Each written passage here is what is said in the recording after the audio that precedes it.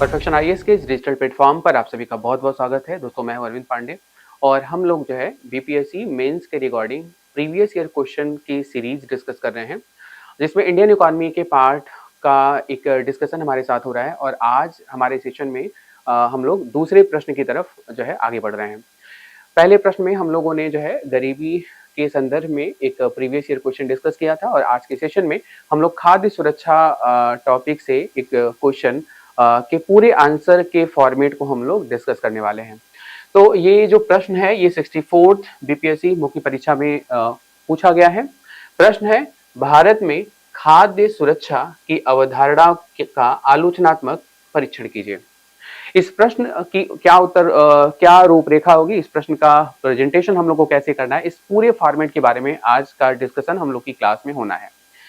बात करें अगर इस उत्तर के स्वरूप के बारे में बात करें तो सबसे पहला हम लोगों को इस उत्तर को लिखने के लिए इस उत्तर का परिचय लिखना होगा, यानी इस आंसर का एक परिचय देना होगा जिसको हम संदर्भ कहते हैं। और जो संदर्भ होगा इस प्रश्न का जो संदर्भ जाएगा वह खाद्य सुरक्षा को परिभाषित करते हुए आप जो है इसकी परिभाषा या जो है इसके संदर्भ को हम लिख सकते हैं।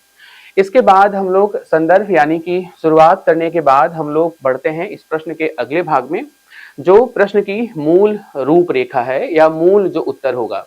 इसके अंतर्गत हम लोग जो है दूसरे पॉइंट के अंतर्गत हम लोग को डिस्कस करना है कि खाद्य सुरक्षा की अवधारणा क्या है। खाद्य सुरक्षा की अवधारणा क्या है, इसके बारे में हम लोग को डिस्कस करना है। क्योंकि ये प्रश्न पूछा जा रहा है आवश्यकता का आलोचनात्मक परीक्षण कीजिए। फिर हम लोग तीसरे पॉइंट पर आ जाएंगे, खाद्य सुरक्षा की आवश्यकता क्यों है हमारे देश में। इस महत्ता के बारे में बातचीत करेंगे, इस आवश्यकता के बारे में हम लोग अपने बातों को पॉइंट के माध्यम से सीखेंगे। फिर इसके बाद हम लोगों को समझना होगा आलोचनात्मक परीक्षण के अंतर्गत हम लोगों को इस खाद्य सुरक्षा प्रणाली में क्या दोष हैं, क्या कमियां हैं, उन कमियों के बारे में, उन दोष के बारे में भी हम लोगों को डिस्कस करना है। और इसके बाद हम लोग अपने अंतिम पड़ाव पर आएंगे और हम लोग का जो अंतिम पड़ाव होगा वो आपका निष्कर्ष का होगा। तो ये कंप्लीट रूपरेखा होगी इस प्रश्न के उत्तर की, और इसी जो है क्रम में हम लोग अपने इस उत्तर को डिस्कस करने जा रहे हैं। बिना देर के शुरू करेंगे आज का सेशन। खाद्य सुरक्षा की आवश्यकता का आलोचनात्मक परीक्षण करना है। तो सबसे पहले हमें यही समझना होगा खाद्य सुरक्षा क्या है, यानी कि फूड सिक्योरिटी क्या है। खाद्य सुरक्षा को आपको जब डिफाइन करना हो तो आप खाद्य एवं कृषि संगठन की परिभाषा से आप इसको परिभाषित कर सकते हैं, या खाद्य एवं कृषि संगठन के द्वारा खाद्य सुरक्षा को जिस प्रकार से परिभाषित किया गया है आप वहां से भी शुरू कर सकते हैं।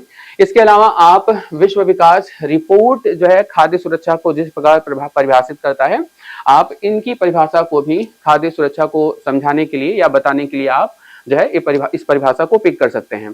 तो हमने यहाँ पर विश्व विकास रिपोर्ट के अनुसार खाद्य सुरक्षा को परिभाषित करने का जो है हम लोगों ने काम किया है। तो विश्व विकास रिपोर्ट के अनुसार सभी व्यक्तियों के लिए हर समय सक्रिय एवं स्वस्थ जीवन के लिए पर्याप्त पोषण युक्त भोजन की उपलब्धि ही क्या है, खाद्य सुरक्षा है।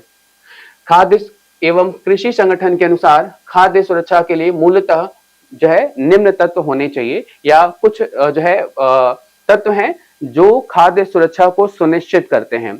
यानी अगर ये तत्व उपलब्ध हैं तो इसका मतलब देश का प्रत्येक वर्ग जो है वह खाद्य रूप से सुरक्षित है।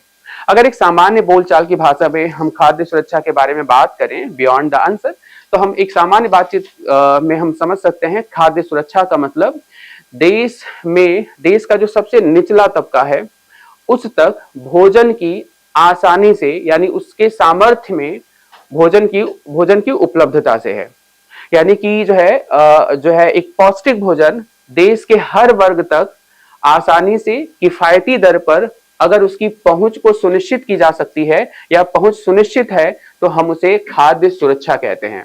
और अगर ये सुनिश्चितता जो है अनिश्चितता में कन्वर्ट हो जाती है तो हम कहते हैं कि देश का वो जो वर्ग है वो खाद्य रूप से सुरक्षित ना होकर के वो असुरक्षित महसूस करेगा। देखिए, खाद्य सुरक्षा की अगर बात करें तो देश का जो सबसे निचला वर्ग है, जो गरीब तबका है, जो बिलो पॉवर्टी लाइन है, वो तो लगभग खाद्य रूप से असुरक्षित होता है, क्योंकि उसकी आय इतनी नहीं होती है, क्योंकि उसकी आय इतनी नहीं होती है कि वो अपने भोजन में पौष्टिकता को शामिल करे। और कई बार तो ऐसा होता है कि वह अपने लिए 2 वक्त का भोजन भी सुनिश्चित नहीं कर पाता है। लेकिन कई बार ऐसा देखा गया है प्राकृतिक आपदाओं की स्थिति में, या कई बार कुछ राजनीतिक अस्थिरता के कारण या किसी क्राइसिस के कारण समाज का जो अपर सेक्शन है वह भी खाद्य रूप से असुरक्षित हो सकता है। तो खाद्य रूप से देश के हर वर्ग को, यानी भोजन की जो है उपलब्धता को हर वर्ग को सुनिश्चित करने के लिए भारत सरकार के द्वारा खाद्य सुरक्षा प्रणाली को अपनाई जाती है, जिसके अंतर्गत हम लोग आगे बातचीत करेंगे कि इस खाद्य सुरक्षा के अंतर्गत किन विभिन्न पहलुओं के बारे में सरकार जो है क्रम वाइज बात करती है। तो फिलहाल के लिए अगर हम बात करें, अगर खाद्य सुरक्षा को सुनिश्चित करना चाहते हैं देश के प्रत्येक वर्ग के लिए, तो इनमें मुख्य रूप से 4 तत्वों का होना आवश्यक है, जिसमें सबसे पहला है उपलब्धता, यानी भोजन की उपलब्धता जो है वह होनी चाहिए। अगर हमारे पास अनाज की उपलब्धता होगी तभी तो हम उसको एक्सेस कर पाएंगे। तो हमारे लिए भोजन उपलब्ध होना चाहिए, यानी अनाज उपलब्ध होना चाहिए। दूसरा है पहुंच। पहुंच का मतलब एक्सेसिबिलिटी का है, यानी कि भोजन उपलब्ध तो है, लेकिन अगर हमारी जेब में इनकम नहीं होगा तो हम उसको कैसे रिसीव कर पाएंगे। तो इतना किफायती होना चाहिए जिससे देश का हर नागरिक उस भोजन की उपलब्धता को सुनिश्चित कर पाए। तीसरा जो पॉइंट है सामर्थ्य है। सामर्थ्य का अर्थ यहाँ पर होगा कि देश का प्रत्येक व्यक्ति जो है भोजन को या अनाज को खरीद पाने में जो है सक्षम है, तो ये सामर्थ्य की स्थिति कहलाएगी। और वहीं पर स्थिरता की बात करें तो पूरे वर्ष भर भोजन की उपलब्धता या अनाज की उपलब्धता होनी चाहिए, चाहे वो किसी प्राकृतिक आपदा की स्थिति हो या किसी राजनीतिक अस्थिरता की समस्या हो। भोजन की उपलब्धता अगर 12 मास उपलब्ध है तो हम कहेंगे कि जो है यह स्थिरता की स्थिति कही जाएगी। आई थिंक ये बात क्लियर हो गया, उपलब्धता क्लियर हो गया, पहुंच क्लियर हो गया, यानी भोजन उपलब्ध होना चाहिए। पहुंच का मतलब हर व्यक्ति तक भोजन की पहुंच होनी चाहिए। सामर्थ्य का मतलब हमारी क्रय क्षमता होना चाहिए ताकि हम उसको भोजन की एक्सेसिबिलिटी को संपन्न कर पाए। इसके अलावा स्थिरता भी होनी चाहिए। और ये 4 बातों को, ये 4 मूल तत्वों को जो है डिफाइन करने का काम कौन करता है? खाद्य एवं कृषि संगठन FAO के द्वारा जो है इन तत्वों को डिफाइन किया जाता है। आगे बढ़ते हैं। फिलहाल के लिए हम लोगों का ये जो पार्ट है ये संदर्भ का पार्ट रहा, यानी हम खाद्य सुरक्षा को यहाँ पर हम लोग समझने का काम कर रहे हैं। आगे के भाग में भी हम लोग खाद्य सुरक्षा के कुछ प्रमुख अवयव के बारे में बात करेंगे कि सरकार के द्वारा खाद्य सुरक्षा को किस प्रकार से सुनिश्चित किया जाता है। तो बात करें समाज के सभी वर्गों के लिए खाद्य की उपलब्धता सुनिश्चित करने के लिए सरकार के द्वारा एक प्रणाली तय की गई है, जिसको हम लोग कहते हैं खाद्य सुरक्षा प्रणाली। इसके अंतर्गत देखा जाए तो कुछ प्रमुख घटक हैं, जिसमें सबसे पहला घटक है बफर स्टॉक। दूसरा घटक है सार्वजनिक वितरण प्रणाली, यानी पब्लिक डिस्ट्रीब्यूशन सिस्टम, जिसके बारे में आपने बहुत सुना होगा। और इसके अलावा बात करें तो राष्ट्रीय खाद्य सुरक्षा अधिनियम जो 2013 में हमारे देश की संसद के द्वारा इसको जो है पास किया गया। तो सबसे पहले हम बात करें बफर स्टॉक के बारे में। तो बफर स्टॉक क्या है, बस एक लाइन में समझ लीजिए। बफर स्टॉक एक ऐसी व्यवस्था है जिसके अंतर्गत कीमतों में उतार चढ़ाव से बचने के लिए और 12 मास खाद्यान्न की सुरक्षा को सुनिश्चित करने के लिए न्यूनतम समर्थन मूल्यों पर FCI के द्वारा उस वर्ष जिस वर्ष खाद्यान्न का उत्पादन अधिक हुआ है, FCI उस अधिक खाद्यान्न को MSP पर खरीदने का कार्य करती है और खरीद करके उसके भंडारण को सुनिश्चित करती है। यानी कि बफर स्टॉक का मतलब ये होगा कि FCI के द्वारा जिस वर्ष में अधिक उत्पादन हुआ है अनाजों का, उन अनाजों को न्यूनतम समर्थन मूल्य पर खरीद करके उसके भंडारण की व्यवस्था को बनाए रखने का कार्य जो है बफर स्टॉक कहलाता है।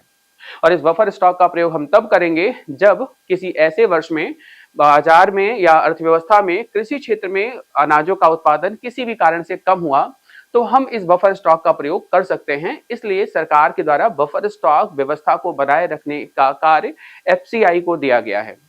दूसरा हम बात करें जो है इस खाद्य सुरक्षा प्रणाली को सुनिश्चित करने के लिए जो दूसरी व्यवस्था है वो है सार्वजनिक वितरण प्रणाली, यानी कि पब्लिक डिस्ट्रीब्यूशन सिस्टम। सार्वजनिक वितरण प्रणाली के बारे में दो लाइन अगर चर्चा करें तो सार्वजनिक वितरण प्रणाली को भारत में ब्रिटिश सरकार के द्वारा 1939 में शुरू किया गया था। ये वो दौर था जिस समय सेकेंड वर्ल्ड वार चल रहा था और उस समय गेहूं और चावल की कीमतें जो थी वो आसमान छू रही थी। तो जो है आम व्यक्ति को अफोर्डेबल प्राइस पर गेहूं और चावल को मुहैया कराने की शुरुआत की गई ब्रिटिश सरकार के द्वारा और उस समय इसको राशनिंग सिस्टम के नाम से जाना जाता था। लेकिन आजादी के बाद से भारत सरकार ने उसी राशनिंग सिस्टम को सार्वजनिक वितरण प्रणाली के अंतर्गत या सार्वजनिक वितरण प्रणाली के नाम से इसको प्रारंभ किया। और प्रारंभ में तो केवल गेहूं और चावल तक ही सीमित था, लेकिन जैसे जैसे समय आगे बढ़ा गेहूं चावल के अलावा कोयले की भी आपूर्ति की जाने लगी, दाल की भी आपूर्ति की जाने लगी, केरोसिन यानी मिट्टी के तेल की भी आपूर्ति की जाने लगी। इस प्रकार से इसको और ज्यादा विस्तृत किया गया। सार्वजनिक वितरण प्रणाली की बात करें तो इसके अंतर्गत इसको हम मुख्य रूप से दो भागों में डिवाइड कर सकते हैं, एक यूनिवर्सल सार्वजनिक वितरण प्रणाली और एक लक्षित सार्वजनिक वितरण प्रणाली। यूनिवर्सल के अंतर्गत देश के प्रत्येक नागरिक को खाद्यान्न की सुरक्षा प्रदान की जाती है, उसमें किसी प्रकार का अंतर नहीं जो है देखा जाता। और लक्षित सार्वजनिक वितरण प्रणाली के अंतर्गत सरकार देश के पूरी जनसंख्या में कुछ वर्गों को सुनिश्चित करती है, जैसा कि आपने सुना होगा above poverty line, below poverty line, यानी गरीबी रेखा के नीचे के लोग, गरीबी रेखा से ऊपर जीवन यापन करने वाले लोग। ऐसे लोगों को लक्ष्य के माध्यम से लक्षित सार्वजनिक वितरण प्रणाली के माध्यम से खाद्यान्न सुरक्षा दी जाती है या उनको अनाजों का वितरण या उनके लिए अनाजों का वितरण किया जाता है। तो ये सार्वजनिक वितरण प्रणाली है। और खाद्य सुरक्षा को कानूनी अमली जामा पहनाने के लिए हमारे देश की संसद ने 2013 में राष्ट्रीय खाद्य सुरक्षा अधिनियम पारित किया और इसके अंतर्गत अब खाद्य सुरक्षा हमारे लिए एक प्रकार का लीगल यानी कि कानूनी अधिकार हमको मिल गया है। देश के आम नागरिक को कानूनी रूप से अधिकार मिल चुका है कि वह अनाज के लिए या भोजन के लिए भोजन पाना उसका एक कह सकते हैं कानूनी अधिकार है। तो राष्ट्रीय खाद्य सुरक्षा अधिनियम 2013 जो है यह डिफाइन करता है। तो राष्ट्रीय खाद्य सुरक्षा अधिनियम 2013 की बात करें तो दरअसल सार्वजनिक वितरण प्रणाली के माध्यम से ही इस अधिनियम को सुनिश्चित किया जाता है। तो अगर हम राष्ट्रीय खाद्य सुरक्षा अधिनियम के बारे में जानकारी कर लें तो पीडीएस के बारे में हमें जानकारी हो जाएगी। और खास करके जो पीडीएस है वो तब प्रोवाइड किया जाता है जब बफर स्टॉक किया जाएगा। तो बफर स्टॉक को सार्वजनिक वितरण प्रणाली में प्रयोग किया जाता है और इस अधिनियम में सार्वजनिक वितरण प्रणाली को शामिल कर लिया गया है। तो फिलहाल के लिए हम लोग जो बातचीत करेंगे वो राष्ट्रीय खाद्य सुरक्षा अधिनियम 2013 के बारे में बातचीत करेंगे। इस अधिनियम में क्या ऐसे प्रावधान, क्या ऐसे कानून बनाए गए जिसकी वजह से सरकार देश के प्रत्येक वर्ग के लिए खाद्य सुरक्षा को कानूनी रूप से सुनिश्चित कर रही है। बढ़ते हैं। 10 सितंबर 2013 को भारत सरकार द्वारा राष्ट्रीय खाद्य सुरक्षा अधिनियम 2013 पारित किया गया, जिसका उद्देश्य है आम लोगों को वह नियम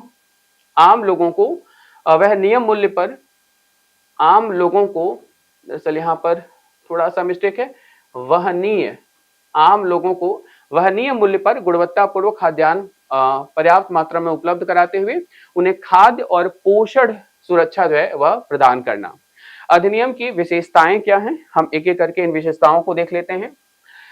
सबसे पहली विशेषता है गुणवत्तापूर्ण खाद्यान्न उपलब्ध कराने के लिए इस अधिनियम के अंतर्गत कहा गया है कि ग्रामीण क्षेत्र की 75% आबादी को कवर किया जाएगा इसके अंतर्गत और शहरी क्षेत्र में लगभग 50% आबादी को इस अधिनियम के अंतर्गत सुनिश्चित किया जाएगा।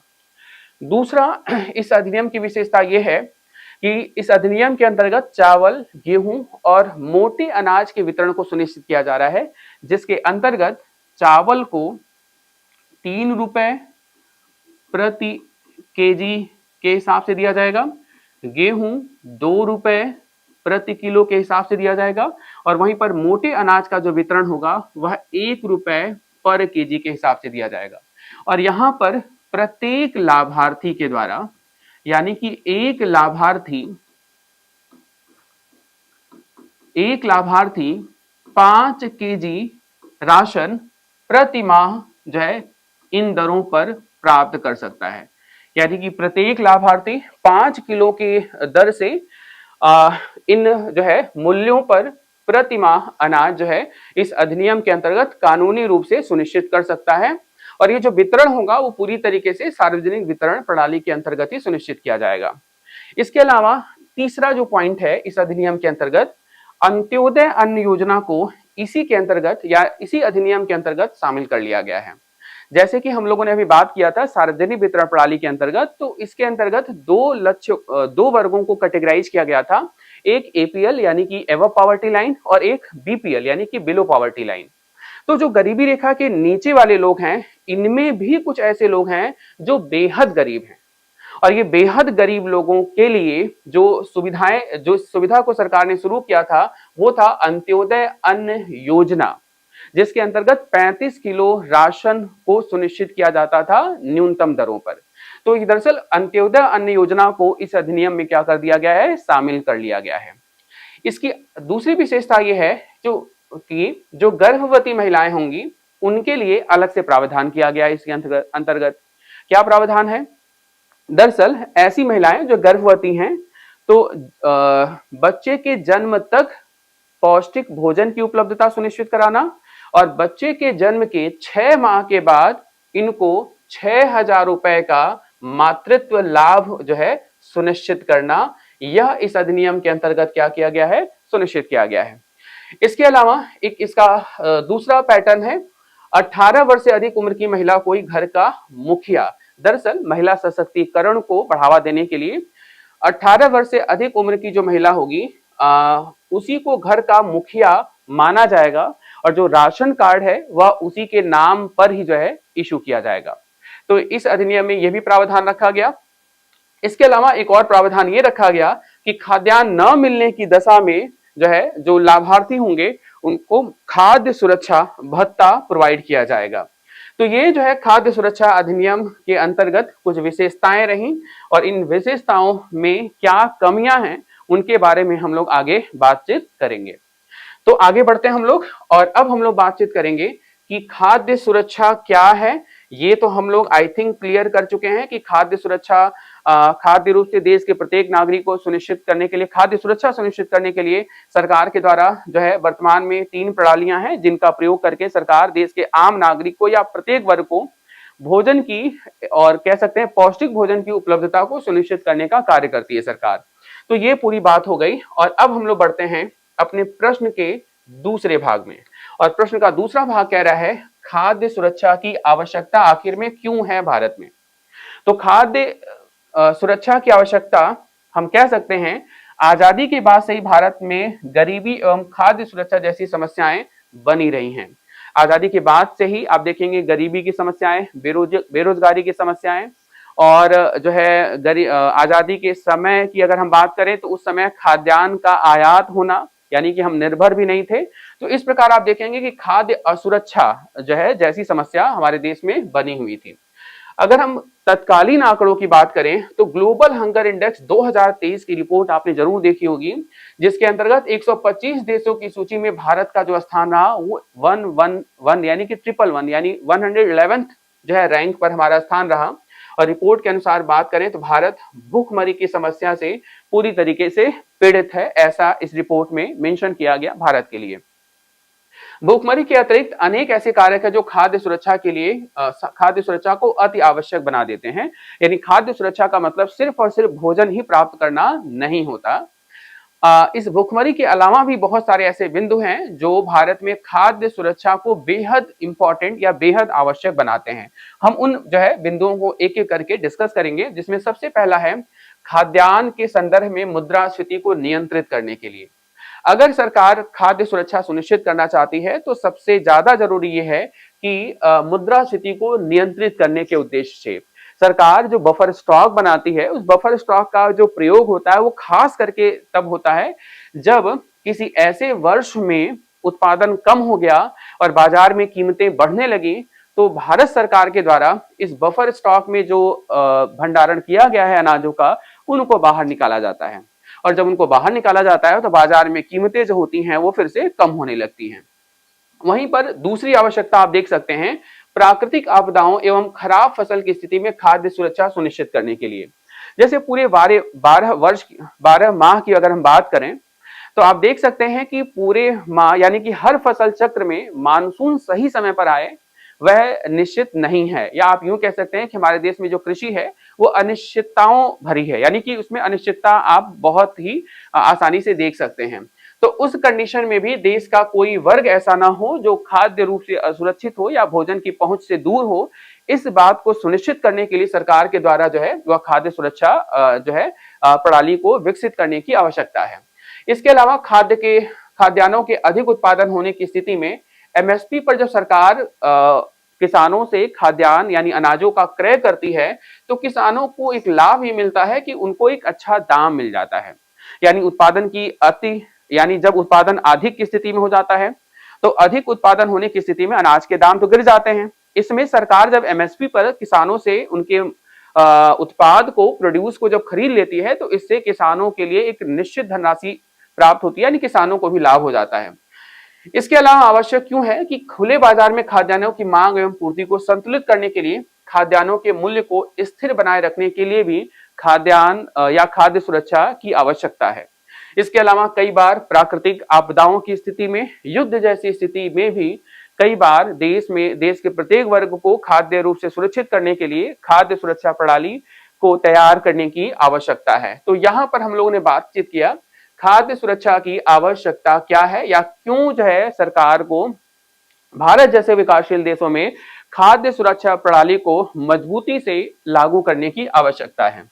आगे बढ़ते हैं, और चूंकि हम लोगों का जो प्रश्न है वो प्रश्न ये है कि आलोचनात्मक परीक्षण करना है, तो अब हमें बात करना है खाद्य सुरक्षा के कुछ ऋणात्मक पहलू, खाद्य सुरक्षा के संदर्भ में कुछ चुनौतियां, कुछ कमियां या उसके कुछ नुकसान। तो अगर हम खाद्य सुरक्षा के ऋणात्मक पहलू की बात करें तो हम लोग अलग अलग आधार पर इस पहलू के बारे में डिस्कस कर सकते हैं। जैसे सरकार खाद्य सुरक्षा के लिए बफर स्टॉक का निर्माण करती है, तो बफर स्टॉक के संदर्भ में क्या प्रमुख चुनौतियां हैं इसके बारे में अगर हम बात करें तो सबसे पहले बात करेंगे अधिक उत्पादन की स्थिति में सरकार द्वारा एमएसपी पर यानी कि न्यूनतम समर्थन मूल्य पर अधिक खाद्यान्न खरीदने से सरकार के भंडारण की जो लागत है वह क्या हो जाती है, बढ़ जाती है। और अगर सरकार जो है भंडारण लागत बढ़ती है तो सरकार के व्ययों में क्या होगा, वृद्धि होगा। सरकार का जो राजस्व व्यय होगा, जो रेवेन्यू एक्सपेंडिचर होगा वो क्या होगा, बढ़ेगा। और जो रेवेन्यू एक्सपेंडिचर होगा वो सरकार को जो है गिफ्ट में घाटे जैसी समस्याओं को जो है वह प्रोवाइड करेगा। दूसरी बात करें बफर स्टॉक बनाए रखने के लिए, यानी खाद्य सुरक्षा के लिए जो बफर स्टॉक बनाया जाता है, बनाए रखने के लिए खुले बाजार में खाद्यान्नों की कमी हो सकती है। यानी कि अगर बफर स्टॉक बनाए रखने के लिए सरकार अगर जो है किसानों से उनके सारे अनाज को खरीद लेती है तो खुले बाजार में अनाजों की कमी हो जाएगी और इसकी वजह से बाजार में कीमतें जो है वह बढ़ सकती हैं। इसके अलावा कई बार एफसीआई द्वारा भंडारण क्षमता से अधिक जो है कर लिया जाता है, और इसका रीजन ये होता है कि जो खाद्यान्न है वह बर्बाद हो जाता है, खराब हो जाता है। यह भी एक बड़ी समस्या है बफर स्टॉक को मेंटेन रखने के लिए। इसके अलावा बात करें अगर हम लोग खाद्य सुरक्षा प्रणाली के अंतर्गत सार्वजनिक वितरण प्रणाली के संदर्भ में क्या प्रमुख कमियां या क्या प्रमुख चुनौतियां हैं, तो सबसे पहले बात करें कि सार्वजनिक वितरण प्रणाली के अंतर्गत आप देखेंगे बात तो कई सारे पौष्टिक अनाजों की बात की जाती है, मोटे अनाज की बात की जाती है, दालों की बात की जाती है, लेकिन पूरा सार्वजनिक वितरण प्रणाली केवल दो ही अनाजों पर आधारित है, एक गेहूं और दूसरा चावल। केवल इन्हीं के वितरण तक ही सार्वजनिक वितरण प्रणाली को सीमित कर दिया गया है या सीमित हो चुका है। इसके अलावा सार्वजनिक वितरण प्रणाली के अंतर्गत दूसरी एक प्रमुख कमी है कि राशन कार्ड दरअसल उन्हीं व्यक्तियों का या उन्हीं लाभार्थियों का बन सकता है जिनका अस्थायी पता है। अगर आपका जो है आपके पास कोई निजी आवास नहीं है या आपके पास आपका कोई अस्थायी पता नहीं है तो शायद राशन कार्ड बनवाने में आपको मशक्कत जो है या दिक्कतों का सामना करना पड़ सकता है। इसके अलावा बात करें उचित मूल्य की दुकानों में भ्रष्टाचार एक बहुत बड़ी समस्या है। सार्वजनिक वितरण प्रणाली के अंतर्गत जो उचित मूल्य की दुकानें हैं वह अनाजों को खुले बाजार में बिक्री कर देते हैं, अनाजों की चोरी करते हैं। इस प्रकार के भ्रष्टाचार आपको सामान्य तौर पर देखने को मिल सकता है। खाद्यान्नों की गुणवत्ता ठीक नहीं है, ये समस्या पहले भी थी, आज भी है, और जो है हालांकि सरकार ये सुनिश्चित करती है कि इनके जो अनाजों की गुणवत्ता है उससे कोई समझौता ना हो, लेकिन फिर भी यहाँ पर जो है खाद्यान्नों की गुणवत्ता में कुछ खास सुधार देखने को नहीं मिलता है। तो ये जो है समस्याएं सार्वजनिक वितरण प्रणाली के अंतर्गत हमें देखने को मिल सकती हैं। इसके अलावा अगर हम बात करें राष्ट्रीय खाद्य सुरक्षा अधिनियम 2013 के अंतर्गत, जिसके अंतर्गत कानूनी तौर पर देश का प्रत्येक वर्ग खाद्य रूप से सुरक्षित किए जाने की जो है गारंटी में आ जाता है, तो सबसे पहली समस्या देख सकते हैं कि राष्ट्रीय खाद्य सुरक्षा अधिनियम के अंतर्गत जब अधिक भंडारण होगा, बफर स्टॉक मेंटेन करने की बात सरकार करेगी, तो सरकार का जो राजस्व होगा, राजस्व व्यय होगा, उसमें वृद्धि होगी। इसके अलावा पीडीएस में चोरी यानी कि पब्लिक डिस्ट्रीब्यूशन सिस्टम के अंतर्गत जो है जो जन वितरण केंद्र होते हैं उनके द्वारा चोरी, उनके द्वारा भ्रष्टाचार जैसी समस्याएं आपको जो है देखने को मिल सकती हैं। इसके अलावा एक जो समस्या भंडारण की है वह हमेशा से ही एक कह सकते हैं आपकी सदाबहार समस्या है जो आपको हमेशा ही देखने को मिलती है। इसके अलावा बात करें भारतीय चिकित्सा अनुसंधान केंद्र की एक रिपोर्ट की बात करें तो एक व्यक्ति के लिए 11 से 14 किलो जो है अनाज की आवश्यकता होती है, लेकिन प्रति माह 5 केजी अनाज ही खाद्य सुरक्षा मिशन के अंतर्गत सुनिश्चित किया गया है। तो यहाँ पर इसे भी हम एक चुनौती के रूप में या एक कमी के रूप में हम देख सकते हैं। और अब हम लोग जो है आ चुके हैं अपने प्रश्न के अंतिम जो है पड़ाव की तरफ, और अंतिम पड़ाव हम लोगों का निष्कर्ष से संबंधित होगा। क्योंकि आलोचनात्मक परीक्षण की बात इस प्रश्न में किया गया था, तो हम लोग यहाँ पर लिख सकते हैं, कहा जा सकता है कि देश के सर्वांगीण विकास के लिए खाद्य सुरक्षा अति आवश्यक है या देश की आवश्यकता है। देश में राष्ट्रीय खाद्य सुरक्षा अधिनियम 2013 और एक राष्ट्र एक राशन कार्ड जैसी योजनाओं को और अधिक सफल बनाने के लिए सरकार को और आम जनमानस को जो है प्रयासरत रहना होगा, और ये प्रयासरत रहना जो है वह वास्तव में भविष्य में देश के प्रत्येक वर्ग को खाद्य रूप से सुरक्षित करने में एक बेहतर भूमिका निभा सकता है। तो आज के सेशन में फिलहाल इतना ही। आई थिंक ये पूरी बात आपको जरूर समझ में आई होगी। आप इस पूरे फॉर्मेट को आई थिंक आपको क्लियर हुआ होगा, खाद्य सुरक्षा टॉपिक भी क्लियर हुआ होगा।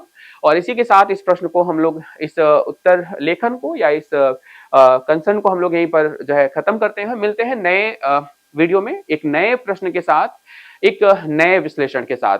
Thank you all of you, thank you so much.